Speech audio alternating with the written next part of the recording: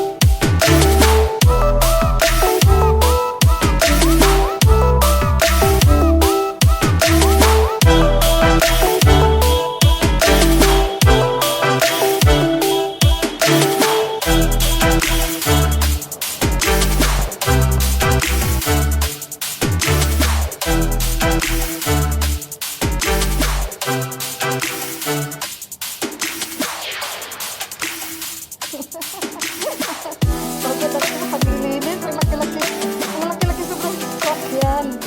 First, matagal na kasi hindi naglinis ng sasakyan. Sobrang laki ang sasakyan na to. Pang sports, pang ano, hindi ko alam kung sobrang laki. Safari. Ay, bago guys. Tapos dumihin pa ang sasakyan, dumihin. Kasi nga, ang kulay niya ay ano, dark.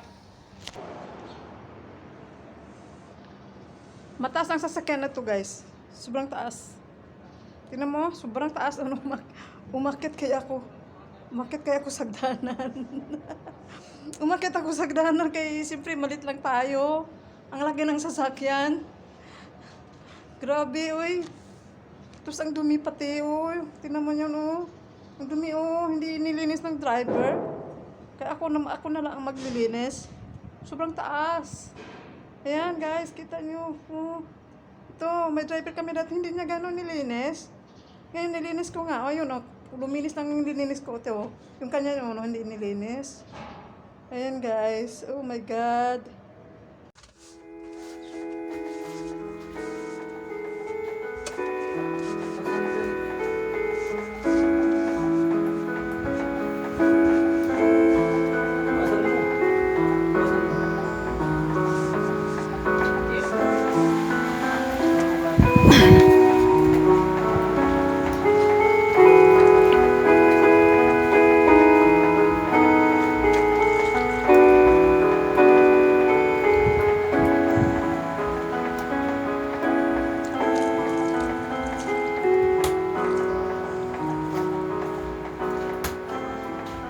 Grabe, malaki ang sasakyan ito, malaki.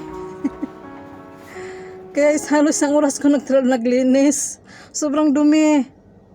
Hindi kasi gaano nilinis ng driver ang sasakyan ito. Hindi ko alam kung bakit ang dumi. Ngayon nilinis ko ngayon kasi ang aming driver ay umuwi ng Bangladesh nung nakarang araw. Ay walang magtatrabaho, walang gagawa kundi ako. Diyos ko guys, ang dumi sobrang ng sasakyan.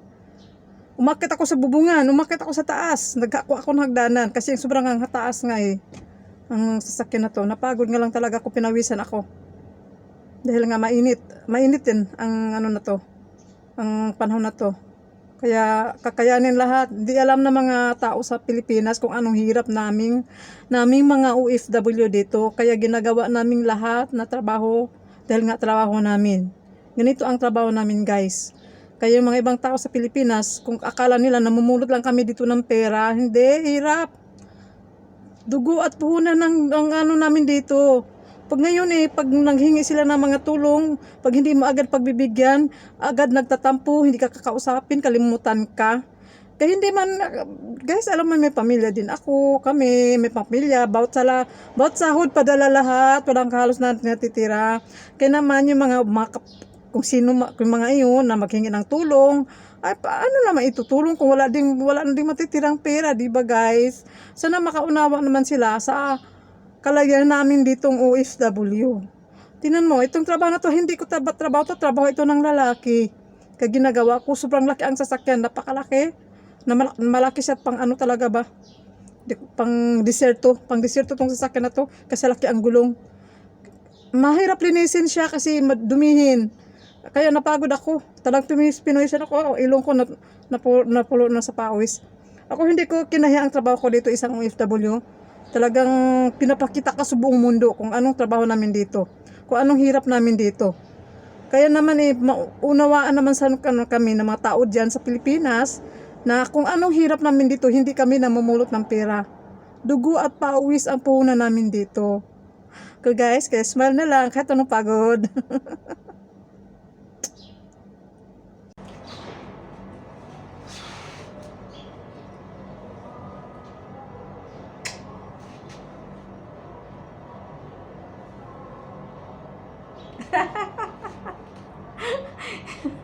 Enjoy lang guys habang naglilis ng sasakyan. Okay. Hey guys, thank you so much for watching. Tapos ako naglilis ng sasakyan. Ayan, medyo malinis na ang sasakyan.